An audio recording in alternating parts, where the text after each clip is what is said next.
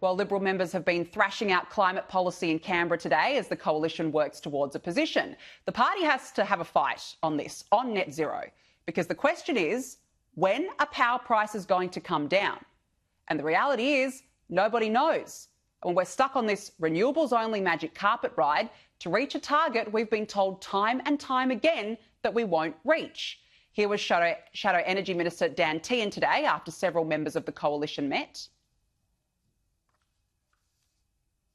Incredibly helpful for me as I continue this process of making sure that we've got an energy and emissions reduction policy that is in the national interest. And the key takeout for me is that how many things that we're united on. And opposition leader Susan Lee was not at today's gathering, and by all accounts, it seems the party won't get to a net zero position before Christmas. This is what she said. And when we see this government's train-wreck energy policy writ large at Tomago Aluminium, we know that it is important that we get this right, and this government has not got it right. Joining me now for more on this is the Shadow Attorney-General Andrew Wallace. Andrew, good to see you as always. Thanks for joining me. I know you weren't at today's meeting in Canberra, Thanks, Tomago. But it seems the coalition's still doing this net zero hokey pokey. It's got one arm in, one arm out. Realistically, what has this meeting achieved in your view?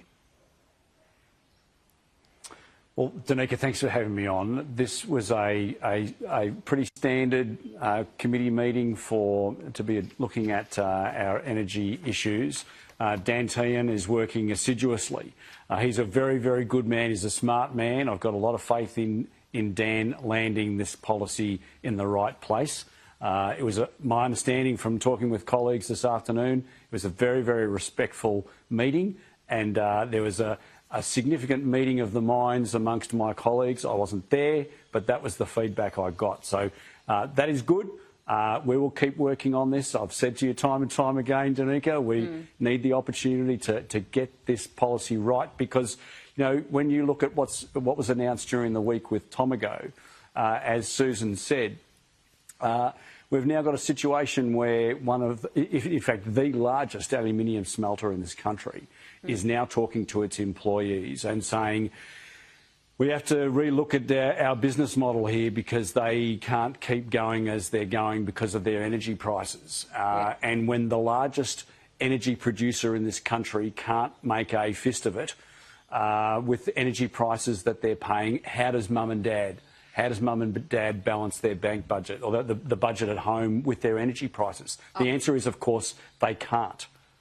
Yeah, and I don't disagree with you. I completely agree. But the reality is, I mean, the coalition is really tying itself in knots over this.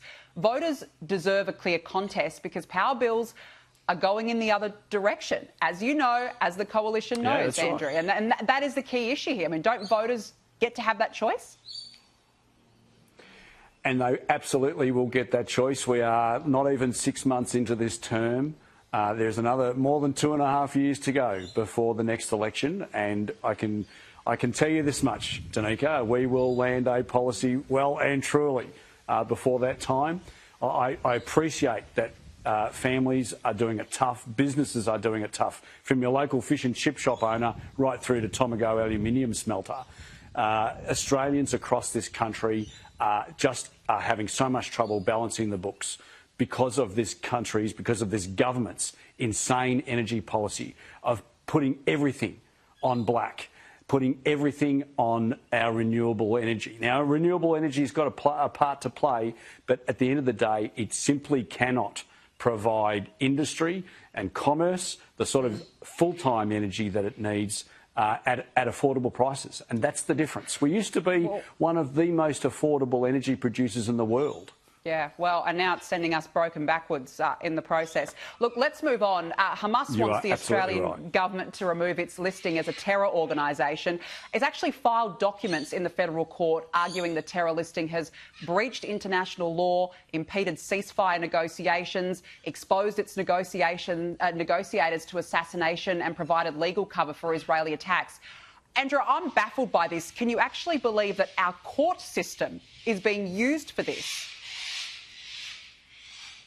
Well, can I believe it? Unfortunately, yes, I can believe it. Sorry about the noise of the cockies.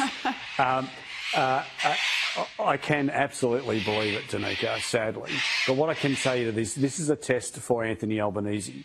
This is a test for this federal government to instruct its lawyers to fight this application tooth and nail, because we cannot allow a situation where the government has listed, as it rightly should have, Hamas as a terrorist organisation in this country. We cannot allow a situation where that is attacked, because these Hamas terrorists clearly demonstrated where they're at on the 7th of October 2023. They killed 1,200 innocent Israelis in cold blood. I've seen the video. I saw what they did with my own eyes, and it's seared into my brain ever since. They raped and took over 251 hostages. We cannot allow Hamas to try and wind this back. This is a very, very significant test for Anthony Albanese, and we should, as a government, be fighting this tooth and nail. Yeah, no, look, I completely agree with you. I'm baffled that this is even occurring, but you're right, we shouldn't be surprised by it. Andrew, thank you very much for joining me. I have to say I enjoy the sounds of the Sunshine Coast in the birds behind you, I must say. It's very on brand with where you're joining us from tonight. Danica, if you've got time quickly for me to talk about the Daniel Morcombe Day. Very quickly, tell us about it. This morning we had the Walk for Daniel to commemorate the life of Daniel Morcombe, who died 22 years ago in Palmwoods, in my hometown here on the Sunshine Coast. He was killed, of course, by a pedophile who's now serving a long time in jail. 8,000 schools got together to take part in the Walk for Daniel. More than 2 million people across the country have been involved in this movement.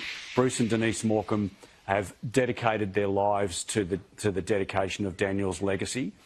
But really concerningly, this week and over the last 3 weeks, this government has consistently rejected a private member's bill that Julian, Lisa and I have been pushing through the parliament that will see mandatory minimum sentences increased for sex offenders charged with Commonwealth offences.